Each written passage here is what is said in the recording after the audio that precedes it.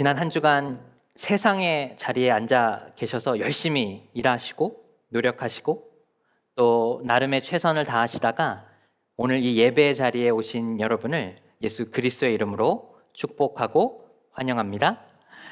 우리 반갑고 또 감사한 마음으로 좌우 앞뒤로 인사해 보겠습니다. 반갑습니다. 환영합니다. 네, 여러분에게 한 가지 질문이 있습니다. 여러분은 인생에 어떤 중요한 선택으로 인해서 여러분의 삶이 이렇게 변화된 그런 경험을 해보신 적이 있으십니까? 내가 어떤 인생의 중요한 결정을 통해서 내 삶의 모습이 바뀌게 된 것입니다. 생각해보면 이 자리에 앉아있는 우리 모두가 이런 경험 최소 한 번은 해봤을 것입니다. 왜냐하면 우리가 이민자이기 때문이죠. 고국을 떠나 머나먼 비행기를 타고 이 미국의 땅까지 와서 이곳에서 새로운 인생의 삶을 살기로 여러분이 선택하셨죠. 그 선택으로 인해 지금 우리가 이 자리에 앉아 이 예배를 드리고 있는 것입니다. 그런데 이민자들의 이 이민의 선택뿐 아니라 우리 인생에는 다양한 선택의 순간들이 찾아오게 됩니다. 누군가는 결혼을 앞두고 선택을 해야 합니다. 어머니는 이 출산을 앞두고, 또 학생들은 졸업을 앞두고, 또 취직을 하거나 누군가는 은퇴를 앞두고 인생의 중요한 결정을 해야 하는 때가 반드시 우리에게 찾아오기 마련이죠. 우리는 늘 그런 것 같습니다. 지금 내가 어떤 선택을 하게 되는데 이 선택이 어떤 결과를 가지고 올지 알 수가 없지만 그 주어진 상황 속에서 올바른 선택을 하기 위해 우리 모두가 다 노력하고 애를 쓰기 마련입니다. 그렇지 않나요? 우리가 어떤 기회의 순간에 내가 어떤 선택을 올바로 하지 못하게 된다면 그 선택의 결과가 내 삶에 직접적으로 영향을 끼치기 때문입니다. 요새 뉴욕에 사는 10대들에게 아주 전염병처럼 퍼져 유행하고 있는 한 가지의 아이들의 놀이가 있습니다. 그 놀이의 이름이 뭐냐면 서브웨이 서핑이라고 하는데 한국말로 굳이 풀어보자면 지하철 파도 타기입니다. 그래서 우리 10대들이 이 지하철 파도 타기를 한다고 움직이는 이 지하철 이 지붕 위로 올라가 아주 점프를 하면서 옮겨 다니는 것, 그리고 그런 모습을 영상으로 찍어서 소셜미디어에서 서로 주고받고 알리는 것, 이게 아이들에게 굉장히 유행이라고 합니다. 근데 여러분, 이게 올바른 선택일까요? 전혀 그렇지 않죠. 실제적으로 이렇게 서브웨이 서핑, 지하철 파도 타기를 하다가 다치거나 죽는 아이들이 그렇게 많다고 합니다. 불과 얼마 전만 해도 일주일 동안 2명의 아이들이 이 서브웨이 서핑을 하다가 이 선로에 떨어지게 되어서 2명이 사망하게 되었습니다. 근데 이 아이들의 나이를 보니까 14살이에요. 그 부모와 가족의 마음은 어떨까요? 14살이라고 하면 이제 앞으로 인생의 꽃을 피워 더 많은 삶을 살아가야 할 그때 어떻게 보면 너무나 어리석고 잘못된 한 선택으로 인해 그들의 인생의 마지막 역을 만나게 되었다는 것이죠. 여러분, 그만큼 우리가 한 가지 잘못 선택하게 되면 그 선택으로 인한 결과는 우리가 오롯이 책임져야 할 그 순간이 온다는 사실입니다. 그렇기에 우리는 작고 보잘것없는 선택의 순간일지 모르나 그 선택하는 그 순간에 놓여지게 된다면 올바른 선택을 반드시 해야 한다는 사실이죠. 수많은 베스트셀러를 쓴 작가이자 또 목사이기도 한 존 맥스웰은 이런 이야기를 한 적이 있습니다. 인생은 결국 선택의 문제이다. 당신이 결정하는 모든 선택은 결국 당신을 만든다. 이 말이 무슨 말인가 하면 내가 선택하는 그 선택의 결과를 지금은 알 수 없으나 매일매일 반복되는 선택의 순간들이 결국에는 내 인생을 만들고 나라는 사람을 만들게 된다는 사실이죠. 여러분을 축복하여 드립니다. 여러분이 어떤 선택의 기로에 놓여 있든지 주님의 뜻과 그 지혜를 의지하여 구하여서 여러분의 선택의 결과가 여러분의 삶을 더 복되게 하게 되시기를 축복하여 드립니다. 우리는 계속해서 사도행전의 말씀을 나누고 있는데 사도행전에는 대표적인 9가지의 설교의 말씀이 있습니다. 그리고 지금까지 우리는 베드로의 오순절 설교를 비롯해 솔로몬 행각의 설교와 지난번에는 스데반 집사의 마지막 설교에 관해 같이 말씀을 나누었습니다. 그리고 오늘은 굉장히 특별한 이 말씀인데, 이 말씀보다 사실 더 중요한 것은 이 설교의 말씀이 이루어지기까지의 그 과정이 더 중요한데, 바로 고넬료라고 하는 그 사람이 등장하게 됩니다. 그래서 우리 오늘 이 말씀을 나누기 전에 우리가 계속해서 나누고 있는 사도행전 전체를 아우르는 이 주제의 9절의 말씀, 우리 같이 한번 또 읽고 한번 외워보도록 하겠습니다. 오직 성령이 너희에게 임하시면 너희가 권능을 받고 예루살렘과 온 유대와 사마리아와 땅끝까지 이르러 내 증인이 되리라. 아멘. 여러분, 이 말씀을 계속 반복해서 우리가 읽고 외우고 있는데, 사실 이 말씀이 이루어지는 그 첫 장면이 오늘 이 사도행전 10장의 말씀이라 할 수가 있습니다. 여러분, 사도행전 10장이 성경 전체를 아울러서 가장 중요한 성경의 장 중에 하나입니다. 왜 그런가 하면 지금까지 하나님의 구원의 역사가 확정되고 완성되는 순간이기 때문입니다. 창세기 12장부터 하나님은 이 유대인들, 이 이스라엘을 부르셨죠. 아브라함과 이삭, 야곱을 통해 하나님의 구원을 약속하셨고, 그 구원의 약속이 이루어지는 과정을 우리가 쭉 읽어보고 나누게 된 것이죠. 하나님은 모세를 통하여 출애굽시키시고 이스라엘 백성들을 특별한 은혜로 인도하셨습니다. 근데 참 놀라운 것이 무엇인가 하면 고대 시대에 많은 나라와 사람들이 있지만 하나님의 특별한 선택을 받은 사람들이 바로 이 이스라엘 사람들이죠. 그런데 이 하나님께서 특별한 은혜로 이 구원의 역사를 이어 오시다가 이 구원의 그 은혜와 역사가 확장되는 순간이 바로 이 오늘 본문의 말씀인 사도행전 10장의 말씀입니다. 사실 유대인들은 아직까지 예루살렘과 온 유대와 사마리아와 땅끝까지 이르러 복음이 전하게 된다라는 말을 듣게 되었을 때 그들이 생각한 그 복음의 전도의 대상은 유대인들이었습니다. 유대인을 제외한 다른 사람들에게는 복음을 전할 이유와 목적이 없다고 생각하게 된 것이죠. 유대인들에게만 하나님이셨고 유대인들을 위한 구원이기 때문입니다. 여러분, 이 유대인들의 이 특별한 자신들의 선민의 이 의식이 사실 오늘날 유대인들에게도 깊게 자리 잡고 있습니다.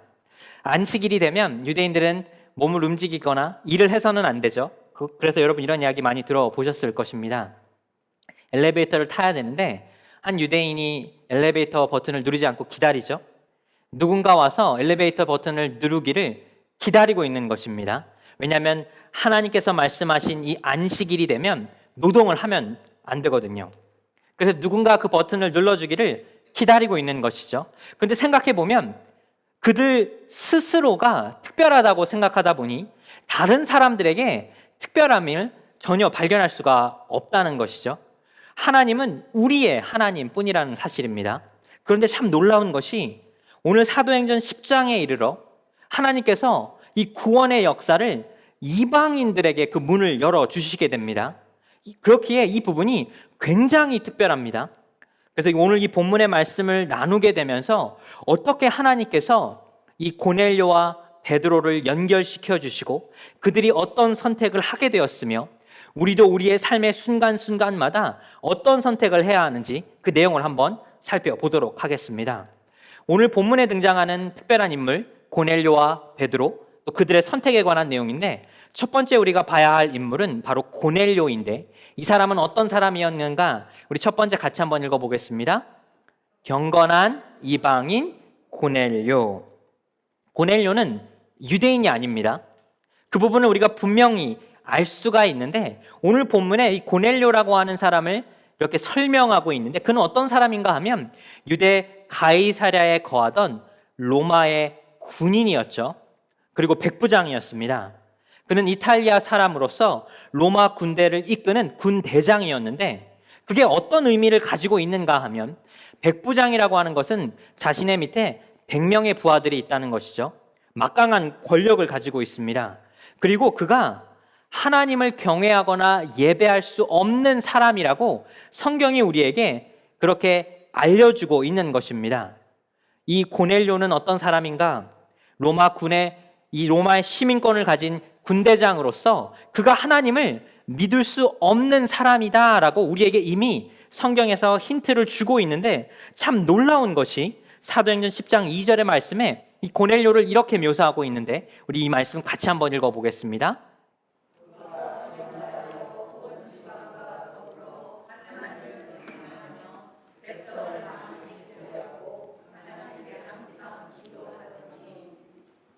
고넬료는 유대인이 아닙니다. 식민지를 다스리는 정복자의 입장이죠. 권력자의 입장인데, 그가 어떤 사람인가 하면 경건하다 했습니다. 하나님을 경외하고 구제할 뿐 아니라 항상 기도한대요. 여러분, 이 모습이 유대인들이 아닌 이방인에게 나타나는 것, 그것만으로도 사실 유대인들이 이 사도행전 10장을 읽으면 화를 내기 마련입니다. 그게 말이 돼? 이방인이 하나님을 경외한다고? 이방인이 하나님께 기도한다고? 구제를 한다고? 도무지 있을 수 없는 일이라는 것이죠. 그런데 놀랍게도 고넬료는 자기 스스로 정복자의, 이 권력자의 입장이지만 자신이 다스리고 있는 그 사람들이 믿는 하나님을 믿었을 뿐 아니라 하나님을 경외하며 구제하고 기도했다 했습니다. 사랑하는 여러분, 이 부분에서 우리가 반드시 깨달아야 할 부분이 있는데, 그게 무엇인가 하면 지금 현재도 교회 밖에는 하나님을 알지 못하나 하나님을 아는 듯 사는 사람들이 존재할 수 있다는 것이죠. 이게 무슨 말일까요? 하나님 앞에 다른 사람들을 구제하고 선행을 베풀고 하나님을 경외하는 사는 사람들이 교회 안에 있는 것뿐 아니라 교회 밖에도 존재할 수 있다는 것이죠. 어떻게 보면 겉으로만 하나님을 안다 말하는 율법에 갇힌 유대인들과 정반대의 모습이 바로 이 고넬료의 모습입니다. 여러분, 우리 이런 모습 많이 요새 보지 않나요? 교회 안에서 자신의 율법에 갇혀 있는 사람들입니다. 자신의 의에 갇혀서 너 그렇게 하면 안 돼, 그거는 하나님을 믿는 방법이 아니야 라고 말을 하지만 정작 그들의 삶에는 하나님을 경외하거나 구제를 하거나 누군가를 위해 기도하는 그들의 삶의 모습이 존재하지 않습니다. 그런 사람들은 자신의 율법에 갇힌 사람들이라면, 이 고넬료는 어떤 사람인가 하면 그에게는 율법이 없으나 율법을 지키는 경건한 삶을 살고 있다는 것이죠. 이게 유대인들에게는 있을 수가 없는 이야기입니다. 그래서 사도행전 10장을 만약에 경건한 유대인이 읽게 된다면 화부터 낸다는 것이죠. 이런 사람은 존재할 수가 없다는 것입니다. 그런데 놀랍게도 하나님은 그런 사람들 한 사람 한 사람을 지켜보시고 안다는 사실이죠.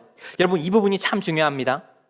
하나님을 교회 밖에 있는 하나님을 알지 못하는 사람들이지만 그들의 삶 속에서 마치 하나님이 나와 함께하는 것처럼 의를 행하고 거짓을 하지 않으며 그들의 삶에 다른 사람을 구제할 수 있고 자신의 삶을 희생시키는 그런 사람들이 존재하며 하나님은 그 사람들을 안다는 사실입니다.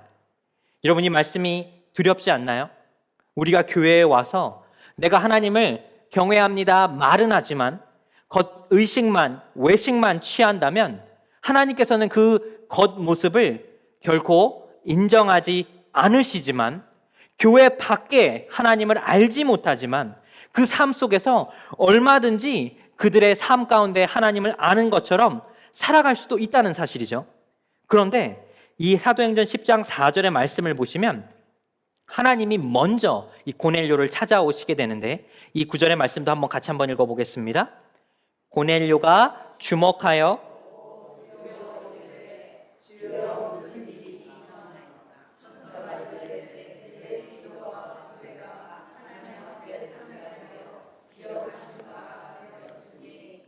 아멘. 저는 이 말씀을 읽으면서 어떤 부분 안에서는 조금 하나님 앞에 너무 두려움을 느끼게 되었습니다. 하나님이 뭐라고 하시냐면 고넬료는 이방인으로서 하나님의 구원의 갈 수 없는 사람이었지만 늘 하나님 앞에 기도하였을 뿐 아니라 구제했다고 했죠. 여러분, 구제가 무엇입니까? 자신의 삶의 행동으로 나타내는 것이죠. 믿음의 내가 입으로 고백하는 걸 구제라고 하지 않죠. 구체적으로 내가 삶에 실천하는 것을 구제라고 하는데, 뭐라 말씀하시는가 하면 하나님 앞에 내 기도와 구제가 상달되었다 말했습니다. 여러분, 놀랍지 않나요? 교회 안에 우리 스스로 의인인 것 같고 내가 다른 사람보다 좀 나은 사람인 것 같다라고 생각할지 모르지만 내 기도와 구제는 하나님께서 분명히 기억하시고 안다는 사실이죠. 그 삶을 실천하지 못한다면 내가 아무리 교회에 와서 예배를 드려도, 내가 율법이 있다, 내가 성전에 거한다 말을 할지라도 하나님 보시기에 그 사람은 온전하거나 의인이 될 수 없을 수도 있다는 사실입니다.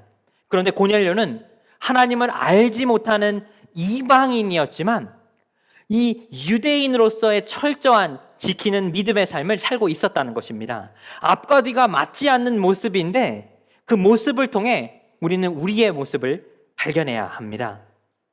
근데 참 놀라운 것이 고넬료가 하나님을 만나게 되고 하나님께서 이렇게 말씀하세요. 내가 내 기도와 구제가 나에게 상달되었노라. 내가 이제 너를 특별한 사람을 만나게 해줄게. 그러면서 등장하는 것이 바로 베드로입니다. 놀랍지 않나요? 하나님께서 이 고넬료가 앞으로 어떤 선택을 할 것인가에 대한 먼저 언지의 말씀을 주시는 것입니다. 내가 그 사람을 만날 것이고 그 사람을 통해 하나님의 은혜를 경험할 것이니라. 고넬료가 어떻게 이런 은혜를 받을 수가 있었을까요? 성경에 말씀해 보시면 그가 항상 기도했기 때문입니다. 주님 앞에 구제했을 뿐 아니라 주님을 쫓아 주님을 찾아가는 삶을 살았기에 그 삶 속에서 하나님께서 그를 만나 주셨다는 것이죠. 근데 고넬료가 하나님께 이 말을 들었을 때 그가 그 하나님께 들은 말을 풀어가는 방식이 또 굉장히 흥미롭습니다. 사도행전 10장 7절의 말씀인데 이 말씀도 같이 한번 읽어보겠습니다. 마침 말하던 천사가 떠나매 고넬료가 집안 하인 둘과 아멘. 고넬료가 지금 하나님께 만나게 되었고 하나님께서 이렇게 말씀하셨죠. 내 기도가 그 구제가 하나님 앞에 상달되었노라. 이제는 내가 베드로를 찾아가거라. 그 말을 듣고 고넬료가 이렇게 행동합니다. 자기가 자기의 부하 가운데 경건한 사람을 골랐다고 했죠. 여러분, 이 방법 굉장히 흥미롭지 않나요? 어떻게 보면 하나님께서 고넬료를 만나주신 그 방법과 동일하게 고넬료는 자기의 밑에 있는 부하들 중에 경건한 사람을 찾았다는 것이죠. 이 경건하다는 말은 우리의 말로 쉽게 풀어보자면 하나님을 경외하고 예배하는 사람을 찾았다는 것입니다.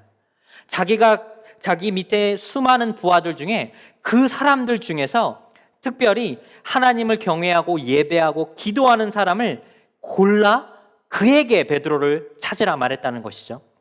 사랑하는 여러분, 우리가 세상 앞에 살아가야 할 모습이 바로 이 고넬료의 모습이라는 것입니다.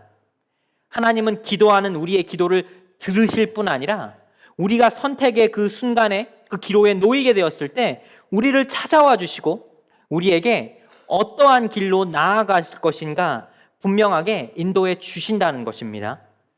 그런데 그런 고넬료에게 가장 필요한 것이 무엇입니까? 그는 구제하였고 하나님을 경외하였고 하나님 앞에 자신의 삶을 예배하였지만 한 가지 부족했죠. 그게 바로 예수 그리스도의 복음입니다. 그래서 그 복음을 전할 사람을 하나님께서 준비하시고 만나게 해주셨는데 그 사람이 바로 베드로입니다. 그래서 고넬료와 베드로 그리고 선택, 두 번째 우리가 깨달을 수 있는 것, 우리 같이 한번 읽어보겠습니다. 율법에 갇힌 유대인 베드로가 등장하게 되는데 하나님께서 먼저 고넬료를 만나주시고 이제는 베드로를 찾아가십니다. 근데 베드로가 기도하고 있을 때였습니다. 식사 때가 되어 그가 배가 고프게 되었는데 주님 앞에 기도하고 있었을 그때 한 가지의 그가 환상을 보게 되는데 제가 한 가지 그림을 가져왔습니다. 대충 이런 환상의 모습이었을 것입니다. 하늘에서 내 모서리를 이렇게 붙잡은 거대한 보자기 같은 것이 쭉 내려오게 되는데 그 안을 들여다보니까 성경에서 이 부정하다고 말을 하는 모든 동물들이 그 안에 들어 있었습니다. 여러분, 오늘날 유대인들에게도 이 유대인들의 식문화, 음식을 먹는 문화는 굉장히 중요합니다. 어떤 음식을 먹어야 하는지가 유대인들에게 굉장히 중요하죠. 왜냐하면 레위기의 말씀에 어떤 동물들을 먹어야 하고 어떤 동물들을 먹지 말아야 할지를 하나님께서 분명히 기록해 놓으셨기 때문입니다. 그래서 유대인들은 특별한 음식을 먹죠. 우리가 어떤 델리나 어떤 음식을 판매하는 곳에 가보면 코셔라고 써 있는 음식들이 있죠. 그것이 바로 유대인들과 또 이슬람 사람들이 먹는 그 특별히 구별되어진 음식들입니다. 그래서 경건한 유대인들은 그 음식만 먹어야 됩니다. 여러분, 왜 하나님께서 유대인들의 이 음식의 문화에 이렇게 저렇게 말씀을 하셨을까요? 생각해 보니까 여러분, 음식이라고 하는 것 우리 너무나 쉽게 접하는 것 아닙니까? 하루에 3끼 음식을 먹게 되죠. 그런데 그만큼 그것이 지키기가 굉장히 까다로우면서도 우리에게 가장 가까운 것이 바로 우리가 먹는 음식이기 때문입니다. 하나님께서는 우리가 먹는 음식을 구별함으로써 우리가 세상과는 구별된 존재임을 말씀해 주셨다는 것이죠. 그런데 예수님께서 이 땅에 오심으로 이 식문화를 지금까지 지켜온 그 식문화에 관한 장벽을 무너뜨리셨죠. 예수님께서는 뭐라고 말씀하셨는가 하면 내가 먹는 음식보다 내가 입 밖으로 어떤 게 나아가는지가 더 중요하다 말씀하셨죠.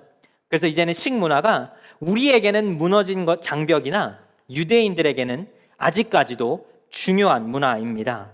베드로가 그 보자기에서 내려오는 그 동물들을 보니까 주님, 저는 절대 그 음식을 그 동물들을 먹은 적이 없습니다. 3번을 주님께서 반복하십니다. 잡아먹으라. 주님, 저는 절대 먹지 않겠습니다. 하나님의 율법을 저는 엄격히 지키며 살아온 사람입니다. 3번을 반복하시고 그 보자기가 하늘로 올라가게 됩니다. 베드로가 굉장히 의아해하죠. 아니, 저게 도대체 무슨 의미지? 저 안에 담겨진 동물들이 나와 무슨 상관이 있을까? 그런데 한번 우리가 깊게 멀리서 한번 이 상황을 생각해 본다면 하나님께서 분명히 말씀하셨습니다. 내가 깨끗하다 한 것을 내가 속되다 하지 말라.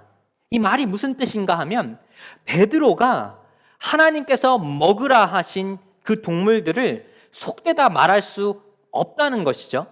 베드로 스스로는 내가 주님의 율법을 지키고 있습니다 라고 말을 하고 있지만 그 율법을 주신 이의 말씀을 어기고 있는 것입니다. 내가 절대 그 일을 행하지 않겠습니다. 내가 절대 주님의 율법을 어기지 않겠습니다. 여러분, 이 모습이 바리새인들의 모습이고 우리 믿음의 사람들의 모습일 수 있다는 것이죠. 나는 주님 앞에 경건한 사람이야 라고 말을 하면서 주님께서 말씀하신 그 율법을 정작 어기며 살아가고 있는 삶의 모습인 것입니다. 사도행전 10장 6절에 보시면 왜 베드로가 스스로 율법을 어기고 있는지가 기록되어 있는데 우리 2절의 말씀 같이 한번 읽어보겠습니다.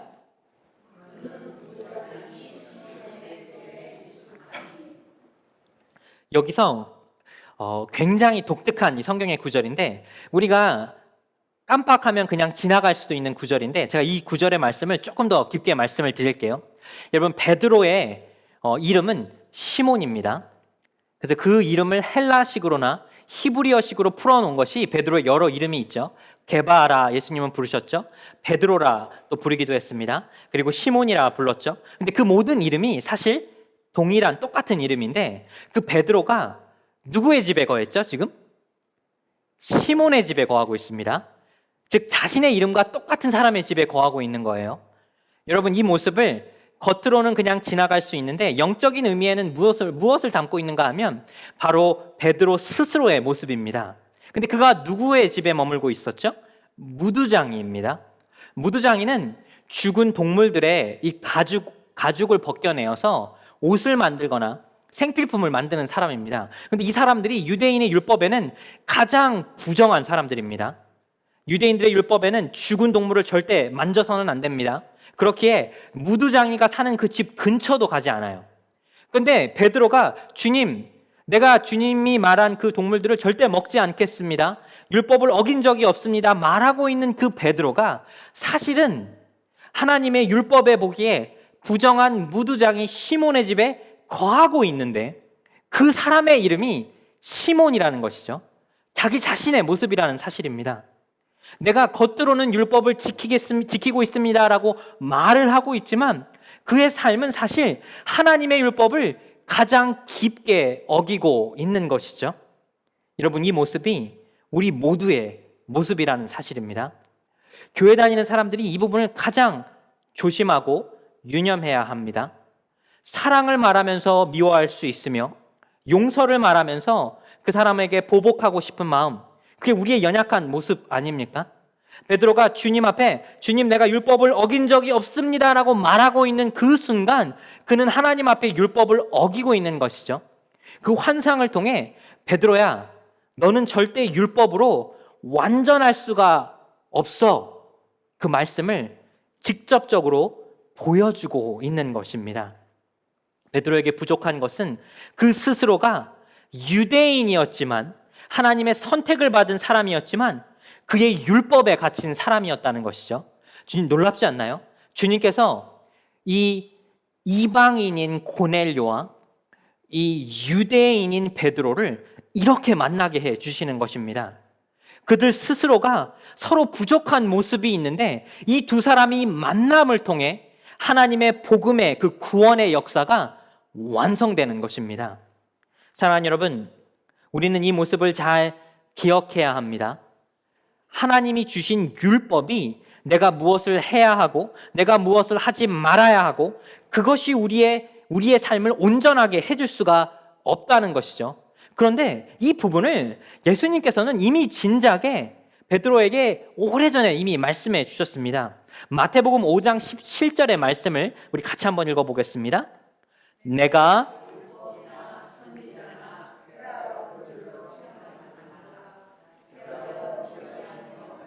완전하게 하려 함이라. 아멘. 예수님께서는 이미 베드로와 그 제자들에게 말씀해 주셨습니다. 내가 이 율법을 폐하거나 없애려 하는 것이 아니라는 것이죠. 주님께서 이 땅에 오시고 그의 죽음과 부활은 결국 이 율법을 완전하게 해 주신다는 사실입니다. 여러분, 율법은 우리를 의롭게 해줄 수 없지만 율법을 만드시니 율법을 주신 이를 통해서 우리의 삶이 완전해질 수 있다는 것이죠. 여러분, 십계명의 목적이 무엇인지 아십니까? 십계명이라고 하는 것은 그 10가지의 율법을 지켜라 라고 하는 것이 아니라 그 10가지의 율법을 지킬 수 없는 우리의 연약함을 통해 십자가를 바라보라는 것입니다. 사랑하는 여러분, 여러분의 삶에 율법보다 하나님의 은혜를, 십계명보다 십자가를 바라보실 수 있는 여러분의 삶이 되시기를 축복하여 드립니다. 이 고넬료와 베드로가 만나게 돼요. 그리고 그곳에서 베드로가 복음을 전합니다. 예수 그리스도의 복음을 전하게 되었을 때 고넬료가 그 마음의 문이 열리게 되었죠. 그리고 그 예수 그리스도의 복음을 받아들이게 됩니다. 그 자리에 있던 모든 사람들이 놀라게 됩니다. 그러면서 베드로가 어떻게 보면 가장 중요한 고백을 하게 되는데 사도행전 10장 35절의 말씀 같이 한번 읽어보겠습니다. 각 나라 중 하나님을 경외하며 의를 행하는 사람은 다 받으시는 줄 깨달았노라. 베드로가 고백하는 거예요. 이전까지는 하나님의 구원의 은혜가 우리 유대인들에게만 있는 줄 알았는데 저 다른 나라에도 하나님을 경외하고 의를 행하는 사람들이 분명히 존재하는구나. 그들도 하나님의 구원의 역사에 참여할 수 있는구나. 그 사실을 깨닫고 고백하게 되는 것입니다. 이제 그 선교의 그 복음의 문이 활짝 열리게 되는 것이죠. 이전까지는 유대인들에게만 복음이 전해졌다면 이제부터는 이 복음이 유럽으로 또 사마리아와 땅끝까지 이르러 복음이 전파되게 되었다는 사실입니다. 사랑하는 여러분, 우리는 인생의 중요한 선택의 기로에 늘 놓이게 됩니다. 어떤 선택을 해야 할까? 저는 우리 학생들에게 이런 질문을 굉장히 많이 받습니다. 중고등부 학생들이나 우리 대학생들에게 목사님, 제가 뭘 선택해야 할까요? 이 학교를 가야 할까요? 저 학교를 가야 할까요? 이걸 공부해야 할까요? 이걸 공부해야 할까요? 저 사람을 만나야 될까요? 이 사람을 만나야 될까요?